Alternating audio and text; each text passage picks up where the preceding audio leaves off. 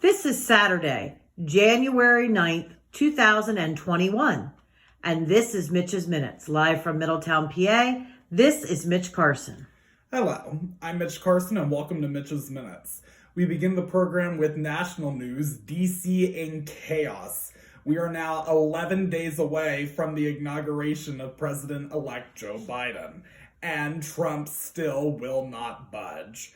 On Wednesday, the state of Georgia went to the polls, and the Democratic contenders for Senate, Jon Ossoff and Raphael Warnock, won and will be in the Senate starting with Joe Biden's presidency. Wednesday afternoon, Trump supporters swarmed D.C. They marched, protested, and stormed to the Capitol, showing their support of Trump and chanting, "Stop the Steal." And some of the newspapers, and every newspaper was filling with that. In fact, the Patriot News spoke unprecedented insurrection, violent protests, Trump supporters breached Capitol, clashed with police, and the electoral challenge, Congress forced to abruptly halt the deliberations. And Congress was eventually able to resume the deliberations after the protesters went home after a curfew was ordered in D.C. And the National Guard was reluctantly called by Vice President Pence after the occupation, but it was too late.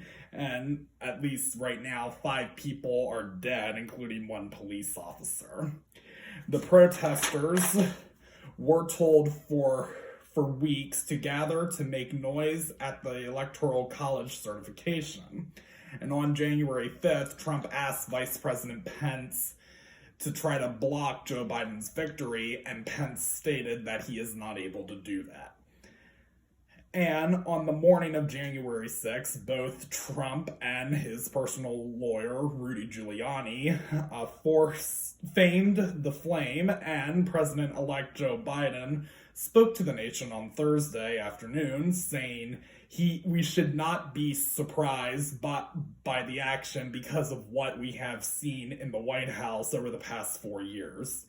And since the riots broke, over 100 people in the Trump administration have resigned from their position, and Trump is now in hot water with social media, as his Facebook and Twitter accounts are shut down because of false accusations. And now with Congress is looking to possibly impeach him or invoke into the 25th Amendment. And if Trump gets impeached, this will be the first time in U.S. history where a president has been impeached twice. President Trump stated yesterday that he will not attend Biden's inauguration, and as of right now, Vice President Mike Pence is scheduled to attend. Former President Jimmy Carter announced he will not be attending for public health and safety, and former President George W. Bush said he will be attending. Now we go on to world news. Vaxing up merry old England. Queen Elizabeth II and Prince Philip received their vaccines for the coronavirus. The royal family usually keeps their health quiet. However, this announcement was made in order to prevent inaccuracies or speculation as the pandemic havocked on the UK. On the lookout, North Korea is at it again. Leader Kim Jong-un is threatening to build more nuclear missiles and bring the U.S. to its knees as we are near the end of Trump's term.